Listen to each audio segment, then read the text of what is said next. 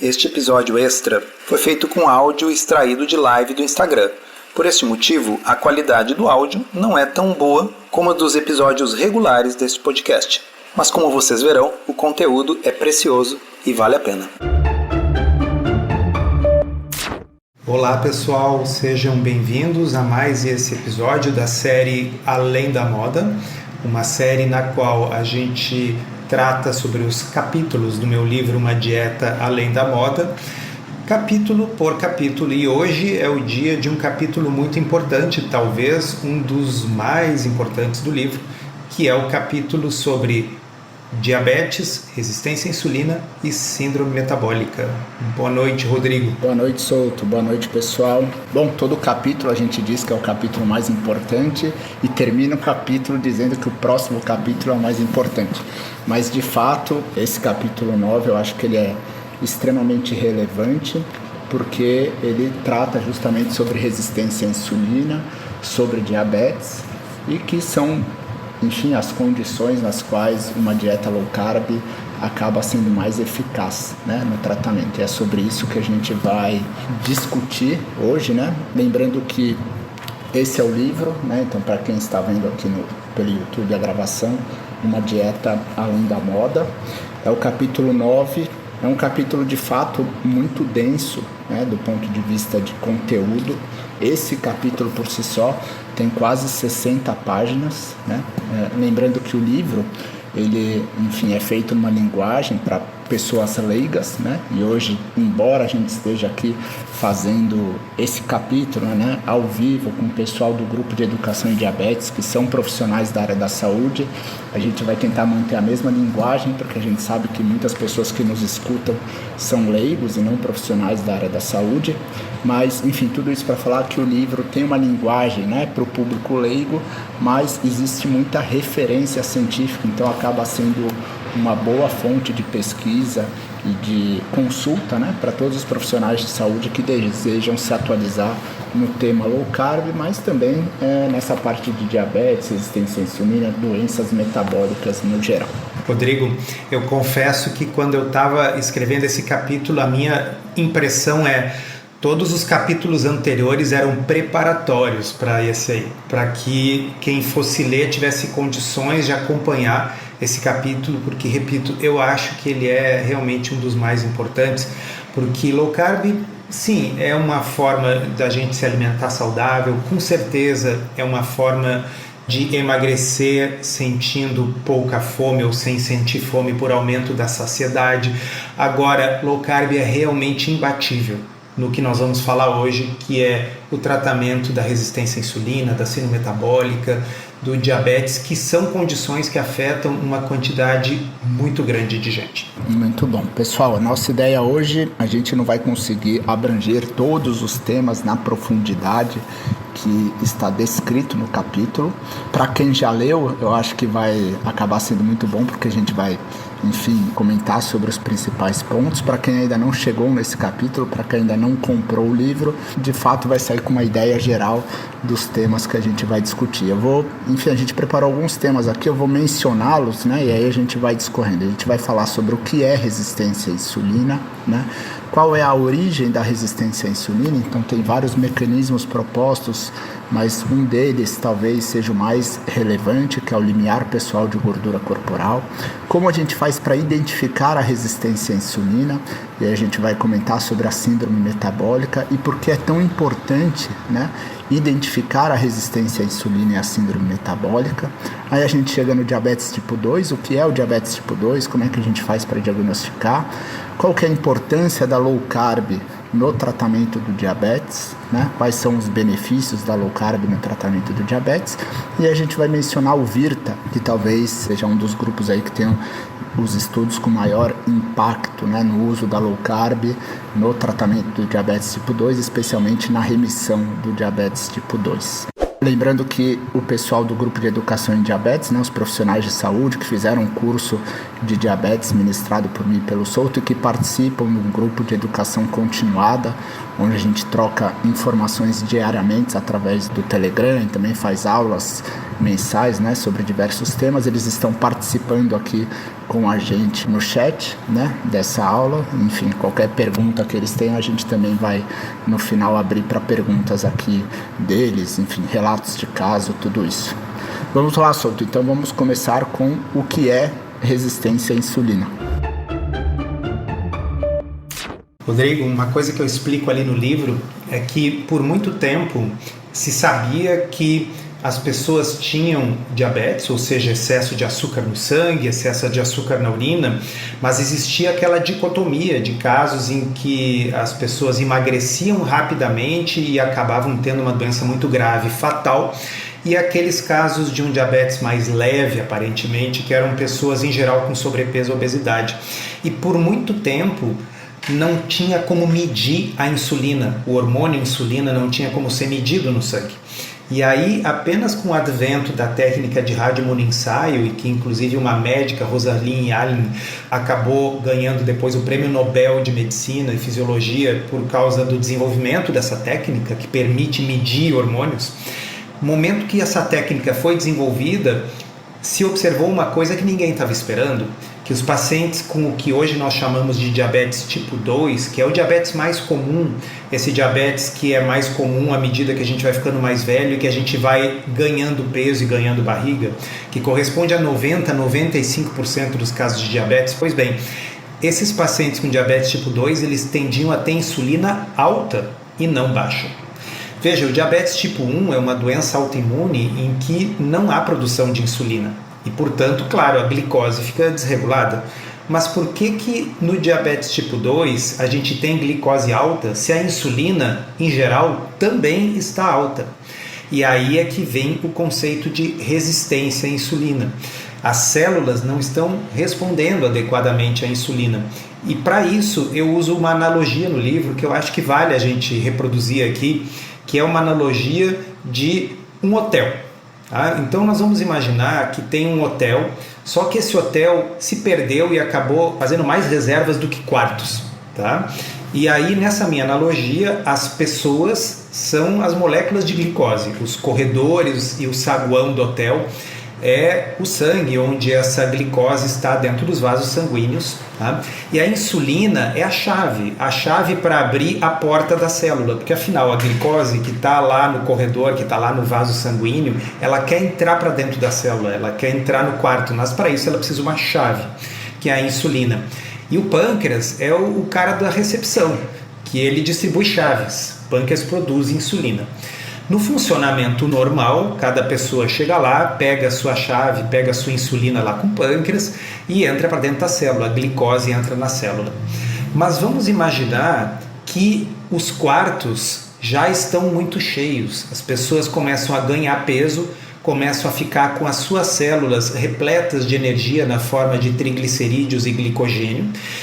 E aí chega um momento em que a glicose está tentando entrar na célula e não consegue. Por quê? Porque a fechadura dessas salas, a fechadura desses quartos está com defeito.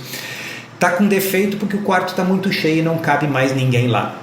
E aí a pessoa vai lá na recepção e reclama, olha, eu preciso de outra chave, essa chave aqui não está funcionando. Então o sujeito da recepção dá mais 2 chaves para cada pessoa. Significa que agora nós temos níveis elevados de insulina, nós temos o dobro, o triplo de insulina, mas não adianta porque os quartos estão muito cheios. Então o que essa analogia está querendo dizer é que há uma conexão muito íntima entre o acúmulo excessivo de gordura no organismo e o desenvolvimento da resistência à insulina. Então, o diabetes tipo 2, que repito, é o mais comum, a maioria das vezes se nós falarmos que um paciente é diabético, até que se prove em contrário, nós estamos dizendo que ele é diabético tipo 2. Diabetes tipo 2, ele começa como um fenômeno de resistência à insulina, e a resistência à insulina, por sua vez, começa porque a pessoa acumulou gordura. Veja, a pessoa não precisa necessariamente estar obesa. A pessoa pode estar acumulando gordura no lugar errado, a chamada gordura visceral. E tem um componente genético muito importante. Tem pessoas que têm uma tendência a acumular gordura fundamentalmente no subcutâneo. Essas pessoas que têm muito espaço para acumular gordura no subcutâneo, elas podem ter bem mais de 100 quilos e se a gente olhar os exames, elas não têm resistência à insulina significativa ou pré-diabetes. Outras pessoas já têm uma tendência maior ao acúmulo de gordura visceral, e são aqueles casos que a pessoa está 10 ou 15 quilos acima do peso e já está com resistência à insulina, pré-diabetes ou até mesmo com diabetes tipo 2. De modo que, sim, há uma relação muito grande entre o acúmulo de gordura, o desenvolvimento da resistência à insulina, e o exemplo mais extremo da resistência à insulina é o diabetes tipo 2, mas para algumas pessoas o ganho de peso nem precisa ser muito, porque elas geneticamente tendem a acumular gordura visceral, quer dizer, ao redor dos órgãos, dentro da barriga e dentro dos órgãos, como gordura no fígado e gordura no pâncreas. Usando esse exemplo que o Souto mencionou, seria como você tem hotéis, por exemplo, que tem uma quantidade de quartos muito maior do que outros. Você tem hotéis que tem 10 quartos, você tem hotéis que tem 50 quartos. Então, esse hotel que tem 50 quartos, ele consegue receber 100 pessoas e mesmo assim essas pessoas estarão comportadas, cada uma dentro do seu quarto, e não vai ter nenhuma pessoa dormindo no corredor ou dormindo na recepção. Por outro lado, um hotel pode ter apenas 10 quartos e, se receber as mesmas 50 pessoas, elas não vão caber adequadamente em todos os quartos, né? Então vai acontecer aquilo que o Souto disse, o recepcionista vai começar a dar mais chave numa tentativa de forçar que elas consigam entrar no quarto, mas inevitavelmente algumas vão dormir no corredor, outras vão dormir no saguão, que seria o acúmulo de glicose no sangue e de gordura visceral, ou seja, essas pessoas vão dormir em locais nos quais elas não deveriam, que é aquele conceito, né, Souto, do limiar pessoal de gordura corporal, ou seja, cada pessoa, né, e isso feito de forma genética, né, determinado de forma genética, como o Souto mencionou, tem uma capacidade de acumular gordura no local adequado, digamos assim. É isso aí. O limiar pessoal de gordura pode ser explicitado de uma forma bem simples, como o quanto você precisa engordar até que você comece a adoecer. Né? E isso tem um componente genético importante. Todos nós, se nós engordarmos o suficiente, vamos desenvolver resistência à insulina, em último caso, diabetes tipo 2. Só que em algumas pessoas isso acontece com ganho de 10, 15 quilos, em outras pessoas precisa um ganho de peso maior, porque esse limiar, né, esse ponto a partir do qual a gente adoece, ele é pessoal, ele varia de pessoa para pessoa.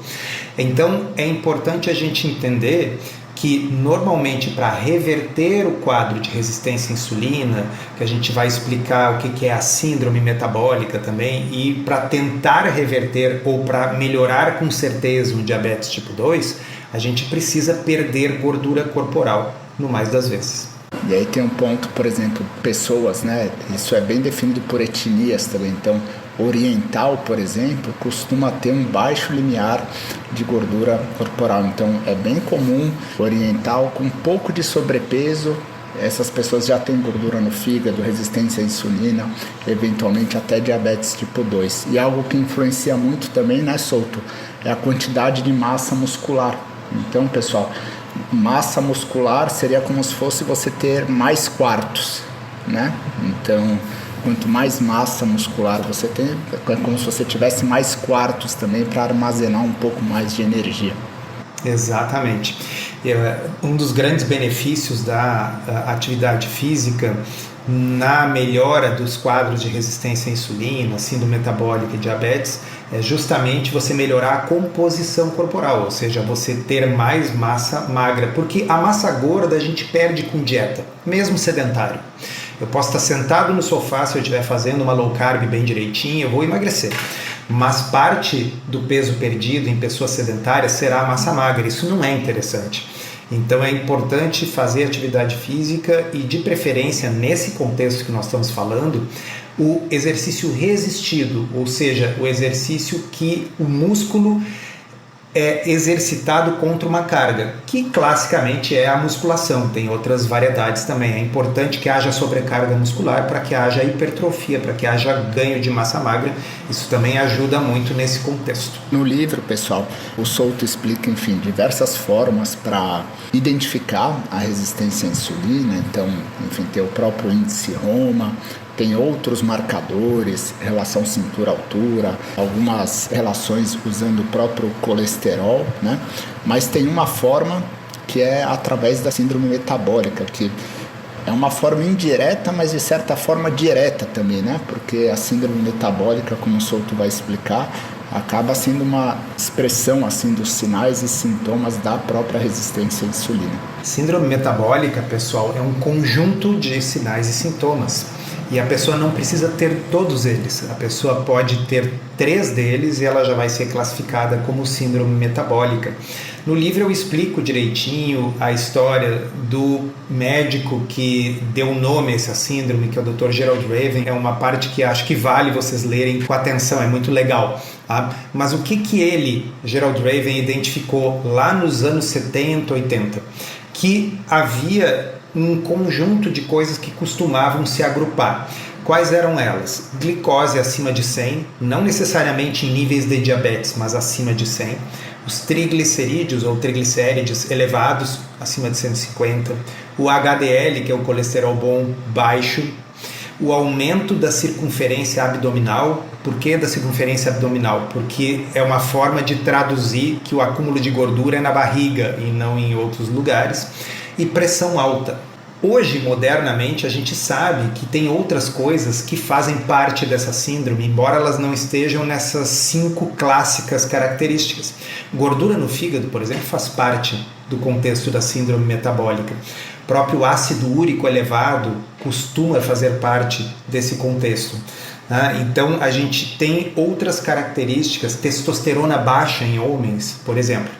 Mas quando a gente tem pelo menos 3 dessas características, a gente pode chamar de síndrome metabólica. E a dúvida, até que o Dr. Gerald Reaven tivesse postulado isso, era por que essas características tendem a se agrupar nas mesmas pessoas. E o que está por trás disso é a tal da resistência à insulina. Então, a sequência é a seguinte: você vai ganhando peso e você acumula gordura visceral, seja porque você engordou muito e aí acumula gordura visceral, seja porque você tem uma genética que faz com que você acumule gordura visceral mesmo engordando um pouco. Enfim, você acumulou gordura visceral. Isso gera resistência à insulina, aquele negócio, os quartos já estão cheios, não tem mais onde colocar os triglicerídeos e a glicose, o pâncreas começa a produzir mais insulina. Essa hiperinsulinemia compensatória, ou seja, essa insulina cronicamente elevada, que é o pâncreas, aquele funcionário da recepção tentando resolver o problema, distribuindo mais chaves, mais insulina para as pessoas, essa insulina elevada dá origem a essas coisas que a gente mencionou. Então a síndrome metabólica pode ser vista como o quê? Como os sinais e os sintomas da resistência à insulina. Então, quando a gente fala em resistência à insulina e fala em síndrome metabólica, a gente meio que está falando da mesma coisa. E o que é importante para você que não é profissional da saúde e está ouvindo esse episódio, é simplesmente entender que essas coisas todas estão relacionadas com o acúmulo de gordura visceral, que essas coisas podem e devem ser revertidas, e que uma dieta de baixo carboidrato, como a gente vai comentar agora, é uma das formas mais eficazes de reverter todo esse quadro. E por que é importante reverter isso? É importante reverter isso porque a resistência à síndrome metabólica, resistência à insulina e síndrome metabólica estão por trás das principais doenças crônicas e degenerativas que a gente quer evitar na vida. Doença cardiovascular, doença renal, insuficiência renal crônica, hemodiálise, diabetes, Alzheimer e câncer. Então, quando a gente fala em tratar a resistência à insulina, reverter a síndrome metabólica, nós temos como objetivo evitar as principais doenças crônicas e degenerativas. E eu repito, a resistência à insulina e a síndrome metabólica podem ser completamente revertidas com um estilo de vida, e a dieta de baixo carboidrato é talvez a melhor estratégia alimentar para a gente chegar nesse objetivo. E aí tem um ponto importante que o Souto mencionou, é de perceber que na síndrome metabólica você tem a circunferência à cintura, alteração nos triglicéridos, HDL, pressão e alteração da glicemia, né? O diabetes, a gente faz o diagnóstico pela alteração da glicemia. Então a gente define ali que a partir de determinado valor a gente classificou como diabetes tipo 2. Mas é importante perceber que a doença é a mesma, né? A causa é a mesma. A gente só está enxergando essa doença num estágio diferente, né? E por isso é tão importante identificar precocemente. E por outro lado, e a gente vai mencionar isso adiante, né? Como é importante ter essa visão que no início do diabetes tipo 2, principalmente, você tem um excesso de insulina e não a falta. E isso muda completamente a sua visão do tratamento. A gente por muito tempo dava insulina logo de cara para esses pacientes com diabetes tipo 2, dava medicamentos como sulfonilureia, que estimula o pâncreas a produzir ainda mais insulina, ou seja, esses pacientes que já tinham uma hiperinsulinemia, a gente dava ainda mais insulina, sendo que parte do tratamento é justamente o oposto, né? É claro que a gente quer melhorar a glicose no sangue, mas parte do tratamento é também tentar melhorar essa hiperinsulinemia e, consequentemente, a inflamação que tudo isso gera. Uma forma da gente entender isso, eu coloquei isso nesse capítulo do livro, é que a glicose elevada, ela é um sintoma no diabetes tipo 2. Tá? Então, o diabetes tipo 2 é uma doença caracterizada por resistência à insulina, hiperinsulinemia, insulina elevada num primeiro momento. Mais tarde, com a progressão da doença, essa insulina vai ficando baixa, porque o pâncreas vai entrando em falência. E, portanto, se você ataca apenas a glicose elevada com medicação, você está tratando um sintoma, você não está tratando a causa. E se a gente quiser reverter esse diabetes tipo 2, e o diabetes tipo 2 pode ser revertido num percentual razoável de pacientes, sobretudo naqueles que estão com a doença há um número menor de anos, sobretudo naqueles que têm a doença há menos do que 6 anos, mas a gente consegue às vezes reverter com muito mais anos do que isso. Mas enfim, se a gente quiser reverter a doença, não basta apenas medicar para a glicose baixar. A glicose elevada é um sintoma. O sintoma do quê? Da resistência à insulina. Nós temos que tratar a resistência à insulina. E para tratar a resistência à insulina, precisa modificar o estilo de vida. E repito, low carb é, por óbvio, uma das estratégias mais eficazes para isso. Por que eu digo que é por óbvio? Vamos lá. Diabetes pode ser entendido como uma doença de intolerância à glicose. Assim como eu tenho, por exemplo, na doença celíaca uma intolerância ao glúten, na intolerância à lactose eu tenho uma intolerância a esse açúcar do leite. Pois bem, o diabetes é uma doença de intolerância à glicose. Doenças de intolerância, pessoal, elas melhoram quando você remove aquilo ao qual a pessoa é intolerante. E aqui eu abro um parêntese, um exemplo que eu também dou no livro, que uma das formas de fazer o diagnóstico do diabetes tipo 2 é um teste chamado teste de tolerância oral à glicose. Aí você dá 75 gramas de um xarope de glicose para a pessoa, e se o exame de sangue mostrar que ela não tolera essa glicose, porque continua muito alta depois de 2 horas, ou seja, ela não tolera a glicose, o nome do teste é teste de tolerância à glicose. Não é óbvio que para esta pessoa melhorar, você tem que diminuir, remover na medida do possível aquilo que ela não tolera? Então é um verdadeiro paradigma do paraquedas, né? Que é aquela história de que você nem precisaria fazer um ensaio clínico randomizado para sortear alguns para pular com paraquedas e outros sem. É óbvio que os que pularem com paraquedas vão ter um desfecho melhor. Eu digo no livro, realmente acredito que dieta de baixo carboidrato para diabetes é um paradigma do paraquedas. É óbvio que a glicose no sangue vai ficar melhor se você der menos glicose para uma pessoa que tem uma doença caracterizada por intolerância à glicose.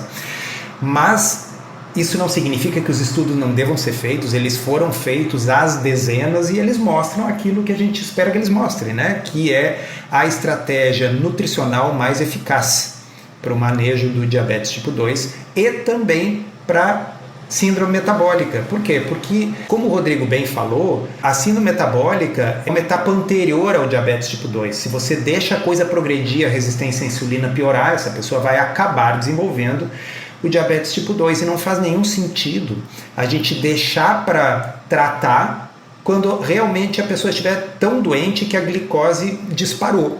Você pode intervir e deve intervir antes, na fase da síndrome metabólica ainda, antes do diabetes tipo 2, de preferência na fase da resistência à insulina, antes da síndrome metabólica, porque a gente detecta isso às vezes por coisas tão simples como verificar se a pessoa tem excesso de gordura visceral, tem muita cintura em relação à altura, sujeito com barriga, mas perna fina e braço fino, aí tem pressão alta, aí faz uma ecografia, um ultrassom, tem gordura no fígado, ali você já tem o diagnóstico, ali você já pode começar uma low carb e reverter tudo isso.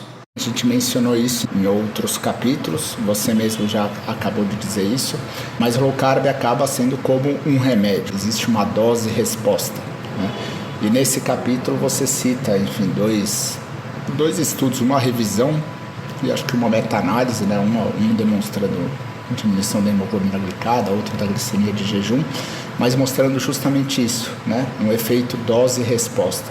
O que significa isso, pessoal? Quanto maior a restrição de carboidrato, maior a diminuição da hemoglobina glicada, né? E esse é um ponto importante, porque às vezes eu vejo algumas pessoas falando, mas... E mostra, sei lá, a fisiopatologia do diabetes. E de fato, quando você olha lá aqueles mecanismos, é extremamente complexo tudo aquilo. Você tem inúmeras causas que causam a resistência à insulina, a inflamação, ácido graxo. É uma complexidade extrema a causa. Mas o fato da causa, né, desses mecanismos propostos serem extremamente complexos não significa que uma solução simples pode ser extremamente eficaz, né? É lógico, né, até pelo que o Souto mencionou, mas os estudos demonstram isso, né? Então, assim, quanto maior, eu vou até tentar colocar aqui, quanto maior a restrição, eu não sei se vai dar para ver, né, Souto, o gráfico, mas veja aí, ó, vai aparecer dá para ver ali. O que vocês veem é uma linha que é tão retinha que parece artificial, mas o que ela está mostrando é uma meta-análise. E quanto maior a restrição de carboidratos, mais baixa a hemoglobina glicada, ou seja, mais o diabetes melhora, né? E o outro ali em cima é outra meta-análise mostrando a mesma coisa. Então tem duas meta-análises que mostram uma relação dose-resposta, que é típica de quando você tem um tratamento eficaz. Então você tendo um problema maior, você aumenta a dose daquela intervenção. Se você tem um diabetes de mais difícil controle, você vai fazer uma dieta mais low carb. Para um paciente que tem só uma resistência à insulina, às vezes você nem precisa restringir tanto, basta ele perder um pouco de gordura visceral, ele já vai melhorar. Mas o principal, eu acho que é aquilo que deve trazer esperança para as pessoas, é entender que essas coisas são reversíveis. Eu costumo dizer que eu aprendi na minha faculdade, é verdade, eu me formei em 93, então nos anos 80, anos 90, diabetes tipo 2 era visto como uma doença crônica e progressiva.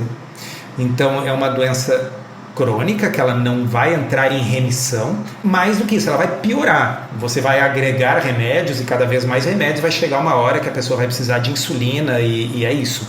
Tá? E hoje está lascado. Tá? Hoje a gente já sabe que isso não é verdade. Existem 3 coisas que podem reverter diabetes tipo 2. Cirurgia bariátrica pode reverter diabetes tipo 2, foi a primeira a mostrar isso de forma inquestionável. Dieta de muito baixa caloria com substituição das refeições por shakes. Então, se você ficar 3 a 5 meses substituindo as refeições por shakes de 800 calorias por dia, também é uma forma de reverter o diabetes. E a outra é low carb. Dessas 3 tem uma que não é radical, né?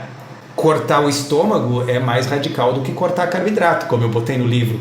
E certamente uma dieta de shakes, ela é muito mais restritiva do que uma dieta low carb. Se eu puder ter a opção de colocar o meu diabetes em remissão comendo churrasco ou comendo shakes, eu prefiro churrasco. Então eu repito, existem 3 formas de colocar o diabetes em remissão. Uma delas não é radical, que é a dieta low carb. Radical é um conceito muito relativo. Radical comparado a quê? Né? Não, é muito radical em relação a comer tudo que eu quero na hora que eu quero. Sim, mas comer tudo que eu quero na hora que eu quero causou o diabetes tipo 2. Para reverter a doença eu tenho alternativas, e a menos radical dela com certeza é uma restrição de carboidratos, porque você não passa fome, você pode comer comida de verdade, você pode fazer low carb num restaurante, você pode fazer low carb de férias. É uma estratégia, sim, que não é fácil, porque fácil mesmo é não fazer nada, né? Mas dentre as estratégias capazes de ter um efeito terapêutico da monta que nós estamos falando aqui, que é reverter diabetes tipo 2, síndrome metabólica e resistência à insulina, ela é, na minha opinião, a estratégia mais simples de aplicar como estilo de vida, porque tem que ser, pessoal, um estilo de vida. Não adianta ser uma intervenção com início, meio e fim. A hora que você termina de aplicar qualquer estratégia de estilo de vida, e eu estou me referindo não só a dietas, mas a atividade física ou meditação ou o que for, a hora que você deixa de fazer, ela obviamente deixa de funcionar. E aí, vamos tomar shakes o resto da vida? Acho pouco provável. Agora, low carb o resto da vida, tem muita gente fazendo porque é melhor do que ter diabetes o resto da vida. Então, radical é uma coisa muito relativa, né?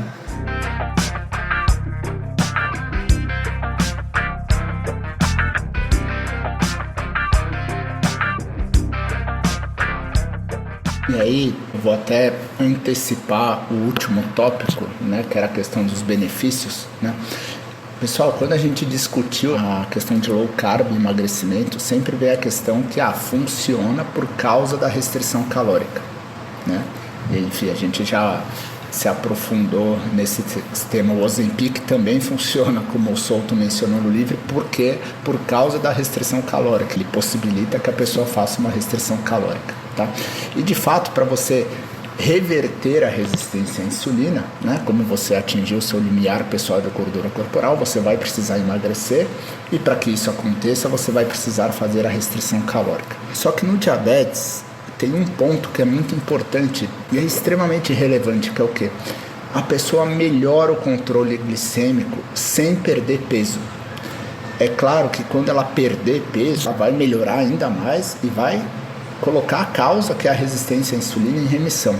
Mas a restrição de carboidrato melhora o diabetes no dia que a pessoa começa a fazer. Ela não precisa perder peso. E por isso que eu digo que é difícil entender como não é a melhor estratégia, né? Porque você tem que suspender os medicamentos, você tem que diminuir drasticamente a dose de insulina, eventualmente 50%, 70% da dose de insulina que o paciente está tomando quando ele vai iniciar a dieta low carb, porque se ele não fizer isso, a glicemia vai diminuir muito mais do que o necessário e ele vai ter uma hipoglicemia. Então, assim, a melhora do controle glicêmico é imediata, né? Claro, vai melhorar ainda mais quando você perder peso, mas esse talvez seja um dos grandes benefícios. Enfim, eu acho que é difícil não ter uma semana que alguém não compartilhe algum caso parecido lá no grupo de educação de diabetes, algum paciente que aderiu à dieta low carb, suspendeu os medicamentos. E, enfim, a gente vê isso com frequência no consultório, nos artigos, nos relatos dos colegas, mas sempre gera uma sensação boa, né, de você perceber, puxa vida, olha só que estratégia extremamente eficaz, né? Então, assim, para quem tem diabetes tipo 2 é algo incrível nesse sentido. A melhora do controle glicêmico ocorre nas primeiras 24, 48 horas, tanto é que a gente tem que ajustar o tratamento medicamentoso antes. E pensando em uma doença que 10% da população tem, né, não seria do interesse de saúde pública você diminuir o custo do tratamento dessa doença, né? Quanto que iria economizar de medicamentos? Imagina, né? Enfim, e aí fica essa reflexão. Quanto economizaria de medicamentos, quanto economizaria dos problemas consequentes à resistência à insulina, síndrome metabólica e diabetes, quantas pessoas não deixariam de ficar cegas, quanta gente não iria para hemodiálise, para transplante, quantas pessoas não teriam um derrame e ficariam completamente dependentes de cuidadores. É uma bola de neve. Diabetes é a pontinha do iceberg e tem um monte de outras coisas também. Quando a gente fala 10 a 11% da população tem diabetes, são os que são diagnosticados. Provavelmente tem 1/3 a mais disso que tem a doença e não está diagnosticada. E quando a gente coloca resistência à insulina e síndrome metabólica nesse balaio, provavelmente nós estamos falando de 80% da população adulta. É chocante, mas é verdade. Os estudos mostram isso. Inclusive na contracapa do livro, eu menciono um estudo que na população americana esse número é em torno de 88% da população que tem algum desses componentes aí. Rodrigo, uma coisa que eu fiz questão de colocar nesse capítulo foi uma série de estudos justamente para mostrar que low carb é mais do que só a perda de peso que low carb provoca na melhora do diabetes, porque tem gente que diz assim, sim, low carb é bom para diabetes, mas é porque as pessoas emagrecem. Bom, se fosse só isso já seria sensacional, você tem uma estratégia que as pessoas emagrecem, tá? Mas aí foram feitos estudos isocalóricos, dos quais você manteve as calorias iguais. Um deles mostrou que se você emagrece com low carb ou com low fat, você emagrece a mesma coisa se for com restrição calórica, porque se você restringe as calorias igual nos dois grupos, o emagrecimento é o mesmo. Mas o grupo da low carb perde mais gordura visceral. Ou seja, se você emagrecer com low carb, você perde mais da gordura que está por trás da resistência à insulina e da síndrome metabólica. Aí teve um outro estudo em que eles compararam uma dieta low carb e uma dieta de alto carboidrato, mas aí eles mantiveram as calorias altas para as pessoas não emagrecerem. E aí, mesmo sem emagrecer, o grupo que fez low carb melhorou todos os parâmetros da síndrome metabólica. Por quê? Porque o principal estímulo para a produção do hormônio insulina são os carboidratos que você consome. Então, mesmo que você não emagreça, você tem uma melhora. Lógico que a melhora será muito maior se você emagrecer, porque aí você reverte a resistência à insulina. Mas a síndrome metabólica já melhora só de restringir os carboidratos, antes mesmo do emagrecimento. E por fim tem um outro estudo aí em diabetes, mostrando que se você emagrecer, e aí era um estudo randomizado com restrição calórica, um grupo com low carb, o outro grupo com low fat, ou seja, baixa gordura e alto carboidrato. Os dois emagreceram a mesma coisa, porque a restrição calórica foi igual nos dois grupos. Mas o grupo que emagreceu com low carb melhorou mais o diabetes e melhorou mais a síndrome metabólica. Então a gente sabe já, a gente já tem a resposta baseado em vários ensaios clínicos randomizados, o maior nível de evidência, que low carb tem efeitos benéficos sobre diabetes e síndrome metabólica pela restrição de carboidrato em si. E resulta que a restrição de carboidrato, como a gente já viu no episódio anterior, a restrição de carboidratos é uma excelente forma de provocar emagrecimento. Então, com uma estratégia, você tem dois efeitos que se complementam, que se retroalimentam. O emagrecimento por qualquer método melhora a resistência à insulina, síndrome metabólica e diabetes tipo 2. Se for com low carb, melhora mais ainda. E low carb sem emagrecimento ainda assim melhora um pouco. Então, eu não sei o que nós, como sociedade, estamos fazendo, que a gente ainda não está proclamando aos quatro ventos que isso é uma alternativa que as pessoas têm que saber, os profissionais de saúde têm que oferecer, nós médicos, os nutricionistas, os educadores físicos, né? Esses dias alguém me chamou a atenção no Instagram, os farmacêuticos também, sim, os farmacêuticos, os enfermeiros, todos os profissionais que estão envolvidos no cuidado da saúde, eles têm que saber dessa alternativa, porque infelizmente a maior parte da nossa população vai estar abarcado por alguma dessas coisas: resistência à insulina, síndrome metabólica, pré-diabetes ou diabetes. E se alguém que estiver escutando pensar, mas o que importa é o que a pessoa consegue seguir, porque depois de 6 meses, 1 ano, todas as dietas se demonstraram iguais, né? Aí eu sugiro que volte uma casa, então escute o capítulo ou leia o capítulo anterior, que a gente discutiu sobre eficácia e efetividade. E aí eu vou aproveitar esse gancho para a gente finalizar com Virta, né? Que, enfim, talvez seja um dos melhores aí grupos e estudos nos quais garantam de fato a aderência do paciente nessa mudança do estilo de vida, a aderência a uma dieta low carb, que acaba apresentando resultados surpreendentes. A história do Virta é muito interessante. O fundador do Virta era um bilionário, um cara jovem, e ficou bilionário na internet, com startups e tal.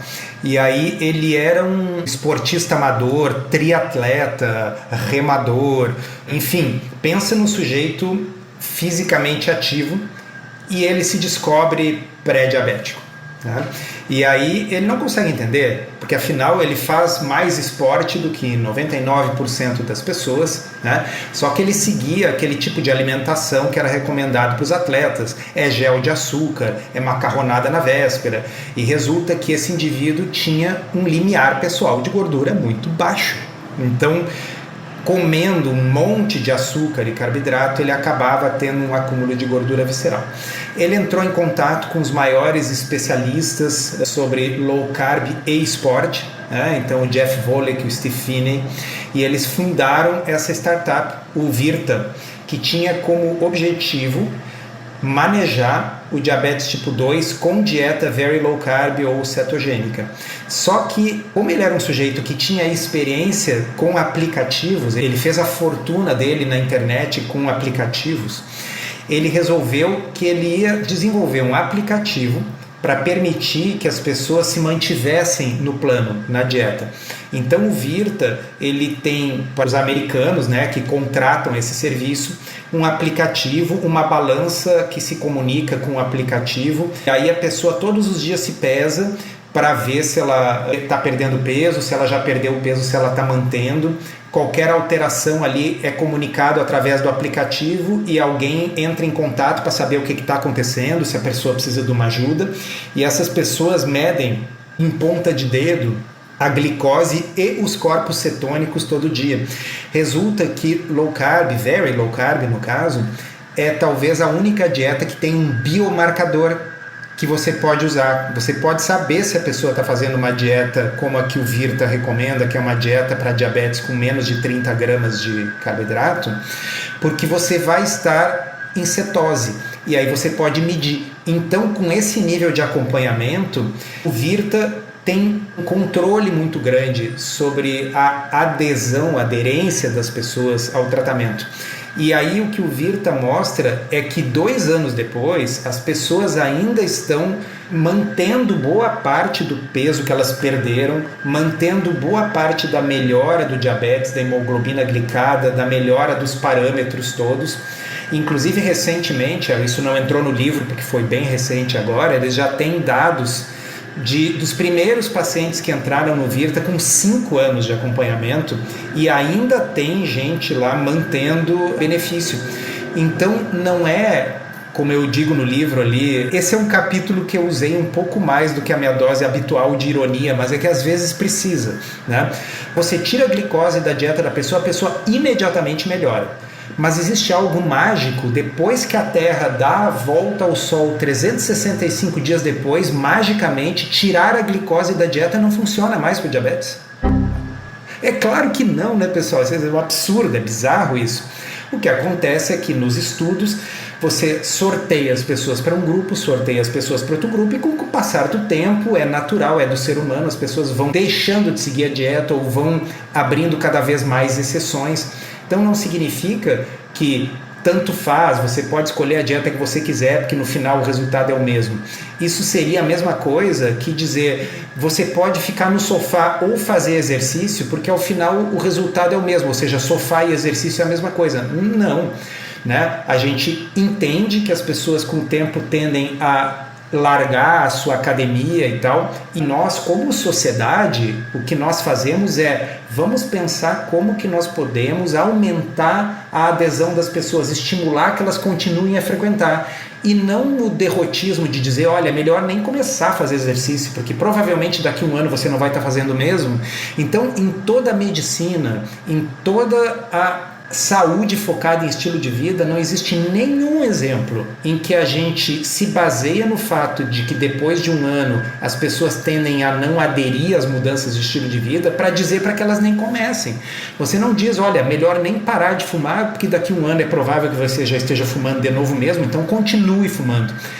E é assim que eu sinto quando eu escuto as pessoas dizerem que não, tudo bem, Você provou nos estudos que low carb funciona para emagrecimento, que low carb funciona melhor que outras estratégias para diabetes, que low carb funciona melhor para resistência à insulina e síndrome metabólica, mas nem adianta começar porque provavelmente daqui a um ano você não vai estar seguindo. Isso é uma coisa cretina de se fazer. Me faltam adjetivos, pelo menos adjetivos que eu possa dizer aqui numa live pública. Tá? Então a mensagem é, nós sabemos que funciona, vamos ver o que a gente pode fazer para estimular as pessoas para que elas continuem, para que elas não desistam. Como a gente faz para atividade física, como a gente faz para cessação de tabagismo ou para qualquer outra mudança de estilo de vida que a gente já saiba que traz benefício. Sim, a gente sabe que não é fácil manter uma mudança no longo prazo. Justamente porque não é fácil, a gente deve estimular, ao invés de fazer essas frases derrotistas de que depois de um ano provavelmente você não vai estar seguindo mesmo. E o objetivo desse livro é esse, né? É servir de estímulo. O objetivo dessas lives que nós estamos fazendo aqui da série Além da Moda é esse, é que isso esteja sempre na cabeça das pessoas, para que esses conceitos presentes a gente mantenha a motivação.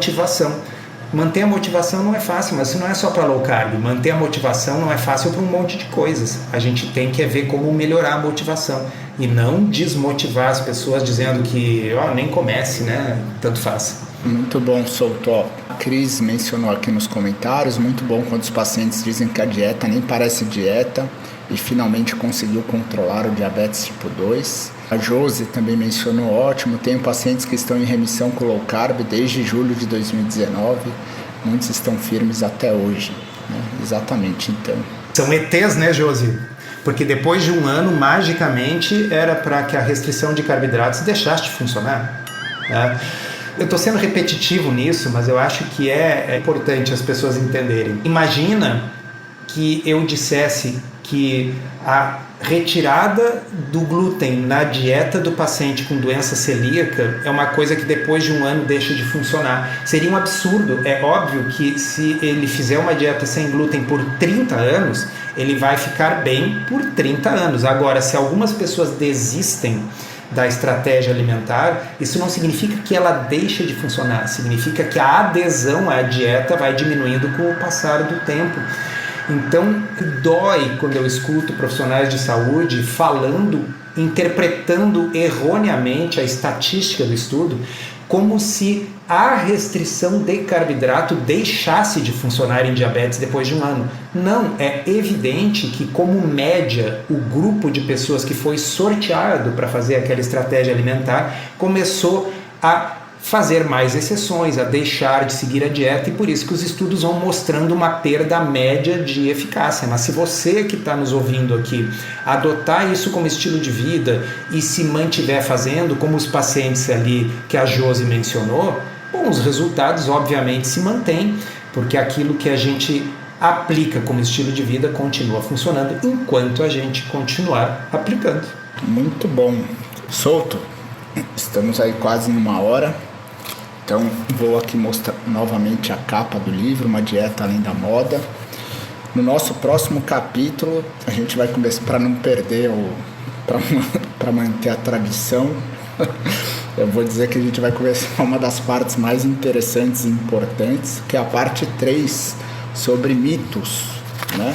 E por que isso é tão importante? Porque é justamente esses mitos que, de certa forma, muitas vezes amedrontam as pessoas a iniciarem ou a continuarem uma dieta low carb. E o primeiro mito, né, que é o capítulo 10, é: dietas low carb fazem mal para os rins. Então esse vai ser o tema do nosso próximo capítulo do livro Uma Dieta Além da Moda. Lembrando também, né, pessoal, que, enfim, como o Souto acabou de mencionar, o livro é recém-lançado, então é extremamente atualizado do ponto de vista científico, mas doença metabólica, diabetes, low carb são temas nas quais toda semana sai um novo artigo e de extrema relevância, né? Então, para quem gosta do tema, para quem quer se manter atualizado, fica aqui também a recomendação, né? Pode apoiar o blog do Souto. Então, se você entrar ali no drsouto.com.br, toda semana tem uma nova postagem do blog sobre algum tema prático ou teórico, ou alguma reflexão sobre doenças metabólicas.